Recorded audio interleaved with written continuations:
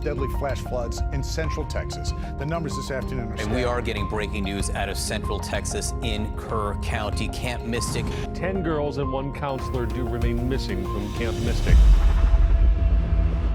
In the early hours of July 4th, a devastating flash flood hit the Texas Hill Country, where over 20 inches of rain fell in just 2 hours, killing over 135 people.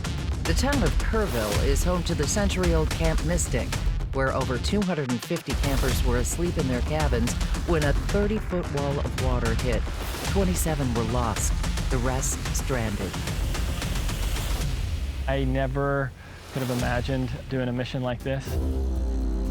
All the roads were either swept away or 30 feet underwater, and then way too strong of a current to get a boat in, let alone a person in. You know, so the only option to get them out of the campsite was air evac. This is a very different case than what the Coast Guard's used to doing. We're used to being over the water, and now we're kind of over the hills. We're used to being the only ones there, and there was lots of helicopters. Also, the crazy weather that we had to deal with getting into Kerrville.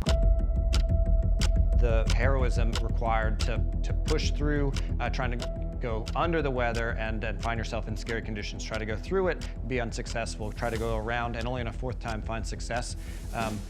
Really, I don't think you can overstate just how difficult it was to get on scene. It took us about 3 attempts to get into that area, and we were finally able to just land at one of the local airports. And there ended up being Air National Guard teams that we were trying to link up with and work with those agencies. So we kind of took a back seat. We asked them, hey, where do you want us to go? So Alamo 3 and the Coast Guard 6553, that was our helicopter. We're tasked with going to Mystic.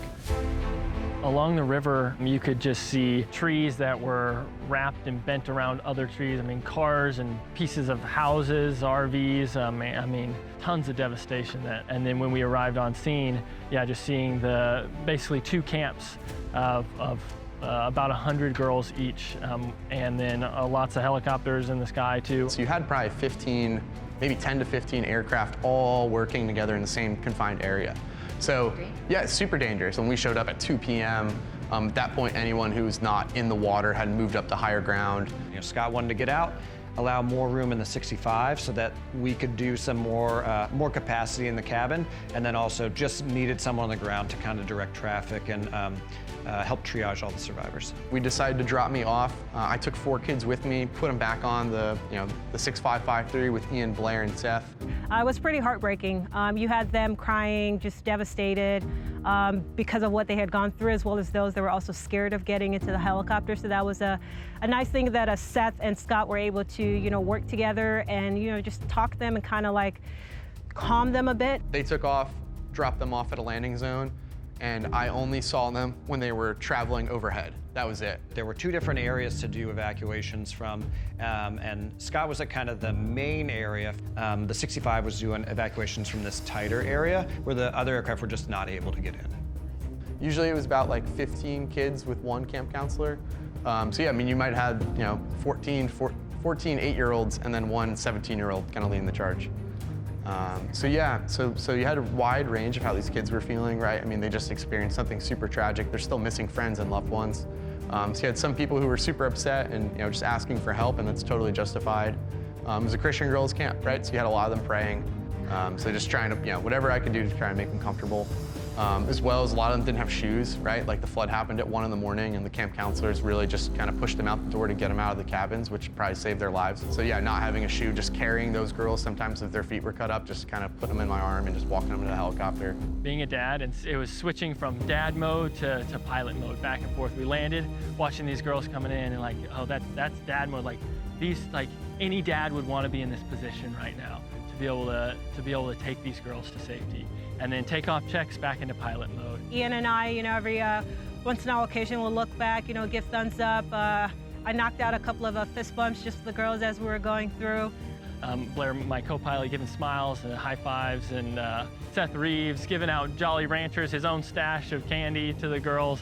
It was a full group effort to make sure they felt comfortable in a very scary situation. We had 15 in our helicopter over the course of 3 or 4 transits to the safe zone where the EMS was. And then Scott, he was working with the National Guard, and he was able to get 165 on their helicopters. It's awesome to work with people that are kind of the ones run into the proverbial burning building and really face danger head on to help others. I think something worth mentioning is just the bravery of the girls.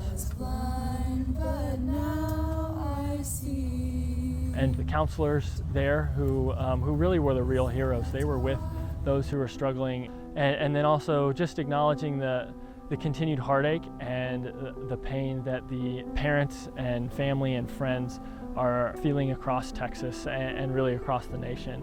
I think it's important for us to acknowledge that just because this catastrophic event is over does not mean that the sorrow is over, and we need to stand beside those who are still hurting.